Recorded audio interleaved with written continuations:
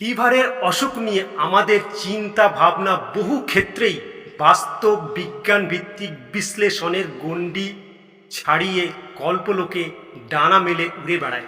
এর মূল কারণ হচ্ছে যুগ যুগ ধরে লিভারকে ভেবে আসা হয়েছে আত্মার আশ্রয়। এটা যতই বিজ্ঞান পূর্ববর্তী যুগের ভাবনা হোক, এর মধ্যে কিছুটা সারবত্তা যে ছিল তা অস্বীকার করার উপায় নেই। লিভার বা যকৃৎ শরীরের এমন অঙ্গ যা একদিকে দারোয়ানের বা সিকিউরিটির কাজ করে, যাতে শরীরে বাইরের শত্রু যেমন জীবাণু, ব্যাকটেরিয়া, ভাইরাস, প্যারাসাইট, বিভিন্ন যে জীবাণু বা কীটাণু আছে তার সঙ্গে রাসায়নিক ইত্যাদি শরীরে ক্ষতিকারক প্রভাব না ফেলতে পারে। অন্যদিকে বিভিন্ন অঙ্গ প্রত্যঙ্গ সঠিকভাবে যাতে চলতে পারে তার জন্য খাদ্যদ্রব্য এবং রসদ পরিপাক এবং তা থেকে সরবরাহের কাজে পরিকল্পনা, তার রূপায়ণ ইত্যাদি কাজ করে লিভার। কোনো জটিল যৌগ যেমন ঔষধ শরীরে ঢুকলে তাকে শরীরের উপযোগী করে তোলার কাজটাও করে লিভার। এই যে নানান কিসিমের কাজ তা করে বলেই মানুষ বিজ্ঞানের মহাস্ত্রগুলি হাতে পাওয়ার আগে জানতো যে লিভার বিগড়লে সমস্যা আছে। শ্রদ্ধায় সম্ভ্রমে লিভারকে তাই বলা হয় আত্মার আবাস। পিত্ত গড়া থেকে পিত্ত পড়া শরীর খারাপের লক্ষণ, এটা আমরা এখনো শুনি। পিত্ত হচ্ছে লিভারের সত্তা থেকে উদ্গাত, তাই মানুষের ধারণা ছিল পিত্ত পড়া মানে লিভারের বিপদ, আর লিভারের বিপদ মানেই শরীর সংকটে। আজকে আমরা কিন্তু লিভারের এই বিভিন্ন কাজের পুঙ্খানুপুঙ্খ বিশ্লেষণের জন্য নানান পরীক্ষা নিরীক্ষা করতে পারি। মোদ্দা ভাষায় লিভার ফাংশন টেস্ট বা এলএফটি নামে যা করা হয় তা লিভারের সামগ্রিক অবস্থা সম্পর্কে আমাদের একটা স্পষ্ট ধারণা দেয়। এছাড়া আল্ট্রাসোনোগ্রাফি, সিটি স্ক্যান ইত্যাদি করে বোঝার চেষ্টা করা হয় লিভারের সঙ্গে কোনো দৃশ্যত প্রতীয়মান খানাখন্দ আছে কিনা।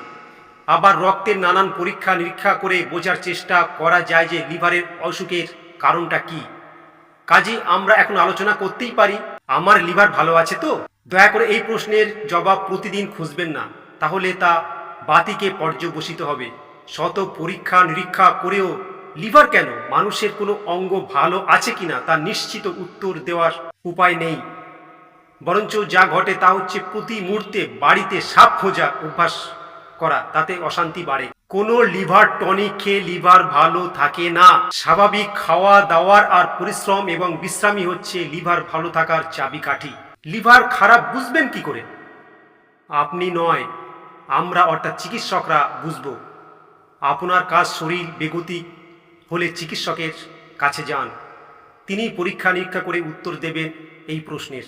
হঠাৎ হাজির হওয়া এবং ক্রমশ বেড়ে চলা দুর্বলতা, 3-4 দিনের বমি বমি ভাব বা নৌসিয়া ভমিটিং যেটা আমরা বলে থাকি, পা ফোলা, পেট ফোলা ইত্যাদি লিভারের অসুখ হতে পারে। তার সঙ্গে প্রস্রাব হলুদ, চোখ হলুদ, গাত পা হলুদ মনে হচ্ছে, সেসব ক্ষেত্রে লিভারের সমস্যা কিন্তু হতে পারে।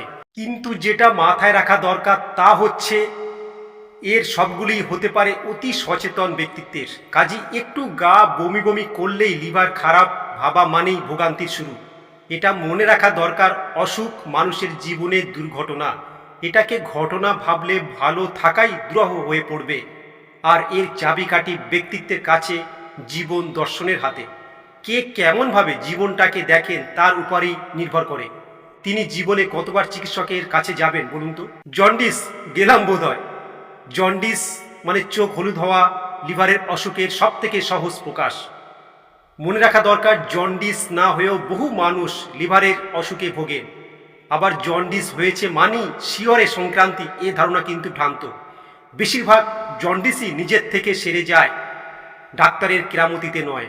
এখন জানি জন্ডিস কেন।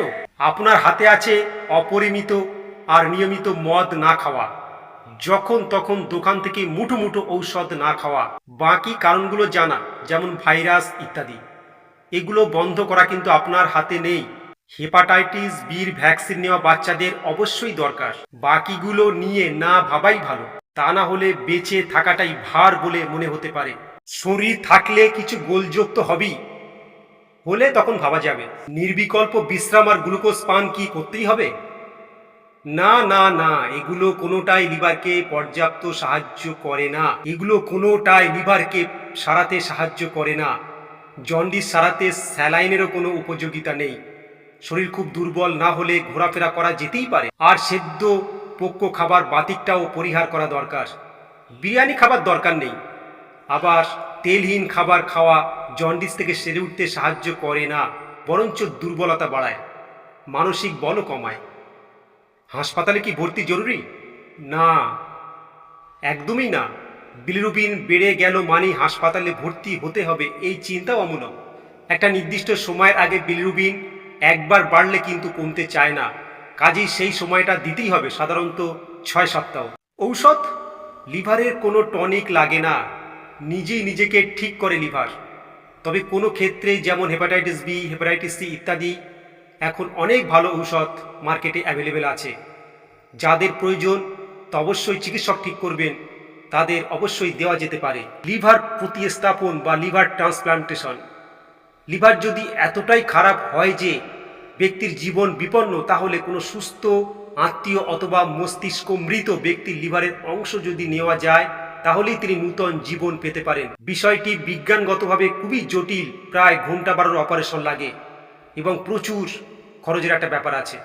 আজকে এই পর্যন্তই। আজকের বিষয় যদি কোনো কোশ্চেন, কোনো প্রশ্ন থাকে, অবশ্যই কমেন্ট বক্সে জানাবেন। ভিডিওটি প্রচুর পরিমাণে শেয়ার করার আশা রাখি। ধন্যবাদ।